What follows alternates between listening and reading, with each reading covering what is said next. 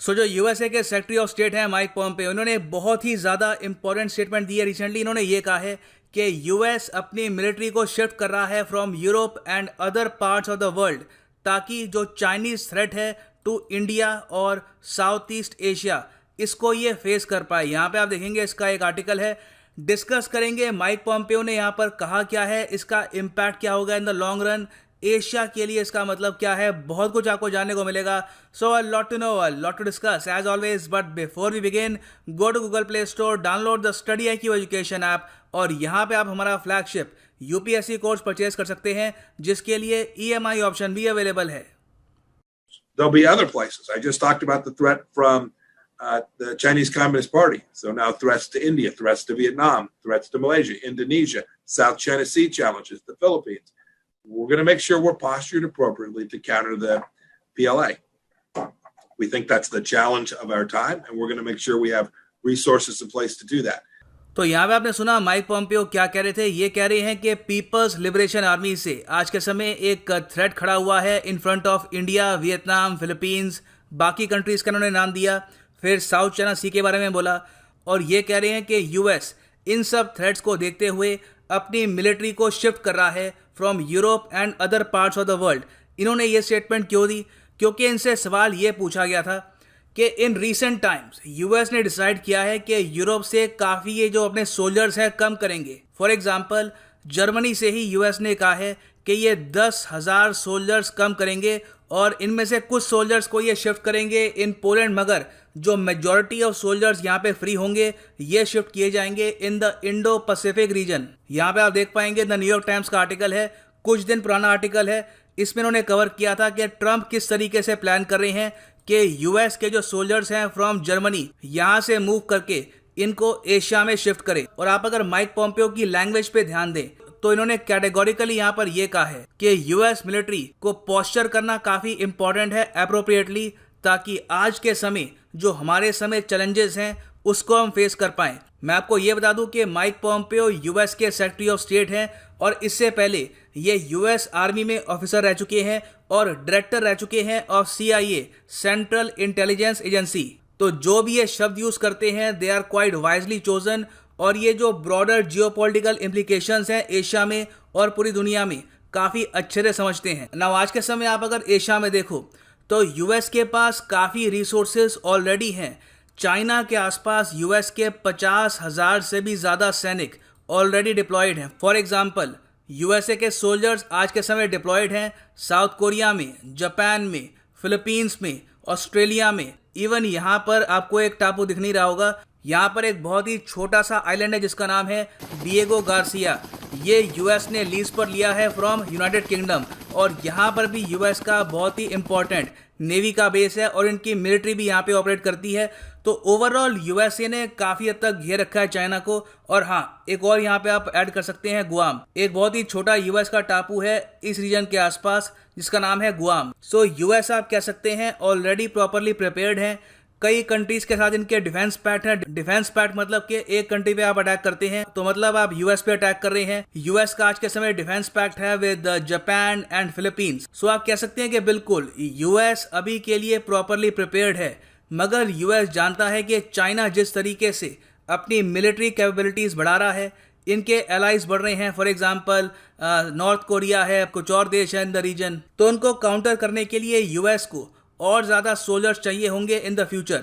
और इस बात को लेकर देखिए चाइना भी काफ़ी हद तक अवेयर है। माइक पॉम्पेओ की जो अभी स्टेटमेंट आई है उसके कुछ हफ्ते पहले जो यूएस का मिलिट्री बिल्डअप है इन इंडो पैसिफिक, इसको देखते हुए चाइना ने यह कहा था कि एशिया में एक नेवल इंसिडेंट हो सकता है, एक स्मॉल स्केल वॉरफेयर हो सकती है, क्योंकि यूएस यहाँ पर बहुत ज़्यादा मिलिट्री बिल्डअप कर रहा है। ये इनकी प्रॉपर स्टेटमेंट थी।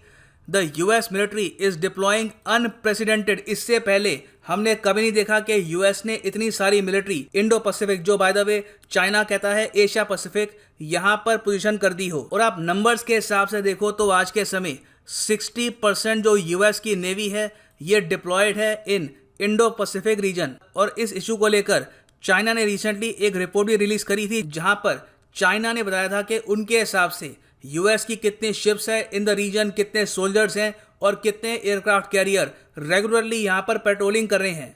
यहाँ पे आप देख पाएंगे, इस पर ग्लोबल टाइम्स का आर्टिकल है, China releases report on US military presence in Asia Pacific warns of increased conflict risk. और सबसे इंटरेस्टिंग बात यहाँ पर यह है कि यूएस का अभी मिलिट्री बिल्डअप इंडो पैसिफिक में कंप्लीट नहीं हुआ है। रिसेंटली पेंटागन ने यह कहा है कि उनको $20 बिलियन एक्स्ट्रा चाहिए, सिर्फ इसलिए ताकि अपना बहुत सारा मिलिट्री हार्डवेयर, बहुत सारे सोल्जर्स को ये यूएस, यूरोप और बाकी जगह से शिफ्ट कर पाए in the Indo Pacific region. So ये सब इंडिया के लिए काफ़ी अच्छी बात है। जी बिल्कुल, आप कह सकते हैं इंडिया के लिए ये काफ़ी पॉजिटिव साइन है, क्योंकि यूएस के साथ इन रीसेंट टाइम्स हमने काफ़ी एग्रीमेंट साइन किए हैं। For example LEMOA logistics exchange memorandum agreement. इससे क्या होगा कि इंडिया यूएस के जो बेसिस है ये यूज़ कर सकता है और यूएस इंडियन बेसिस यूज़ कर सकता है कभी भी, ना सिर्फ वॉर के टाइम में, ये कभी भी अवेलेबल हैं। फिर एक और बहुत ही इंपॉर्टेंट एग्रीमेंट हमने साइन किया था कुछ साल पहले, COMCASA communications compatibility and security agreement. इसके अंदर क्या होगा कि एक प्लेटफॉर्म बना दिया जाएगा जिससे जो मिलिट्री हार्डवेयर है उसका प्रॉपर कम्युनिकेशन हो पाए बिटवीन इंडिया एंड यूएस। मान लीजिए कल को अगर कोई इंडियन सबमरीन है, वो पेट्रोलिंग कर रही है इन द इंडियन ओशन और पास में एक यूएस का एयरक्राफ्ट कैरियर है, तो वो लोग भी आपस में कम्युनिकेट कर सकते हैं, बातचीत कर सकते हैं थ्रू कॉमकासा। और जब मैं कहता हूं बातचीत कर सकते हैं, इसका मतलब ये नहीं है कि सिर्फ वर्बली बात कर सकते हैं। यहाँ पे हम बात कर रहे हैं डेटा शेयरिंग के बारे में, एनिमी की लोकेशन क्या है उसका डेटा प्रॉपर्ली शेयर करने के बारे में। सो कॉमकासा भी काफ़ी इंपॉर्टेंट है। फिर हमने एक और एग्रीमेंट साइन किया यूएस के साथ रिसेंटली, ये है GSOMIA, जिसके अंडर इंडिया का जो प्राइवेट सेक्टर है इन डिफेंस, ये कोलैबोरेट कर सकता है with US defence companies to manufacture defence item. So जिस सीक्वेंस में इंडिया और यूएस आगे बढ़ रहे हैं इन द इंडो पैसिफिक रीजन, इससे आप देख सकते हैं कि इसकी प्लानिंग आज से 5 या 6 साल पहले हो गई थी कि इंडिया और यूएस इस टाइप की एग्रीमेंट साइन करेंगे। फिर उसके बाद यूएस से एक मैसिव मिलिट्री बिल्डअप करेगा इन द इंडो पैसिफिक रीजन। अब क्वेश्चन यहाँ पर यह आता है कि इस सिनेरियो में इंडिया को और क्या करने की आवश्यकता है। वेल देखो, एक तो पॉसिबिलिटी ये है कि एक एग्रीमेंट अभी बचा है बेका, BECA। मोस्ट प्रॉब्ली इंडिया और यूएस इस साल या फिर अगले साल इसको साइन कर लेंगे। इंडिया के सामने देखो एक ऑप्शन ये भी है कि इंडिया बहुत ज़्यादा इन्वेस्ट करे अपनी खुद की नेवी में, क्योंकि आप अगर इस रीजन को देखें तो चाइना के पास ज़्यादा ऑप्शन है नहीं against India when it comes to army. Indian army northern command में बहुत ज़्यादा स्ट्रॉन्ग है। उसके अलावा रिसेंटली जो हमने परचेजेस की हैं आर्टिलरी गन्स की, चिनूक हेलीकॉप्टर्स की, अपाचे हेलीकॉप्टर्स की, इससे हमको मनूवरेबिलिटी मिलती है near the Himalayan and mountainous region. और फिर सबसे बड़ी बात यह है कि इंडिया और चाइना के बीच में हिमालयन माउंटेन्स आते हैं और साल के काफ़ी महीने यहाँ पर बहुत ज़्यादा हार्श वेदर होता है, सर्दी होती है, काफ़ी बर्फ़ पड़ती है, सारे जो पैसेज होते हैं ये कम्प्लीटली ब्लॉक हो जाते हैं। सो इंडिया और चाइना की जो आर्मीज़ हैं उनकी एंगेजमेंट अगर होती भी है तो वो मैक्सिमम स्मॉल स्केल होगी। लार्ज स्केल वॉर यहाँ पर पॉसिबल नहीं है बिकॉज ऑफ द टेरेन। तो इवेंचुअली चाइना ये कोशिश करेगा कि जो उनकी मैसिव आज के समय नेवी बन चुकी है उससे ये प्रेशर डालें near the bay of Bengal, Arabian sea. ये काफ़ी हद तक ये कर भी सकते हैं with the help of Pakistan. Gwadar काफ़ी हद तक चाइना के कंट्रोल में है। उसके अलावा हमें पता नहीं है कि हम्बनटोटा पोर्ट का इवेंचुअली होगा क्या। श्रीलंका ने ये कहा है कि इसको वापस लेंगे, यहाँ पर चाइना की एक्टिविटी को ये रोकेंगे, मिलिट्री एक्टिविटी को रोकेंगे, मगर वी डोंट रियली नो कि इन द फ्यूचर अगर वॉर होती है उस सिनेरियो में इस पोर्ट का कैसे ये यूज़ कर सकते हैं। उसके अलावा देखो जिबूती यहाँ पर एक देश है, वहाँ पर भी चाइना का एक मिलिट्री बेस है। सो इंडिया के लिए इंपॉर्टेंट ये है कि सिंस यूएस की यहाँ पर नेवी डिप्लॉयड ऑलरेडी है, इंडिया भी अपनी नेवी यहाँ पर स्ट्रॉन्ग करे ताकि साउथ चाइना सी में हम यूएस के साथ प्रेशर बना पाए on China in near future. और इसके लिए काम देखो ऑलरेडी स्टार्ट हो चुका है। नेवी आज के समय एक मेगा प्लान पे काम कर रही है to bolster their operational capabilities. यहाँ पे आप देख पाएंगे द इकोनॉमिक टाइम्स की रिपोर्ट है।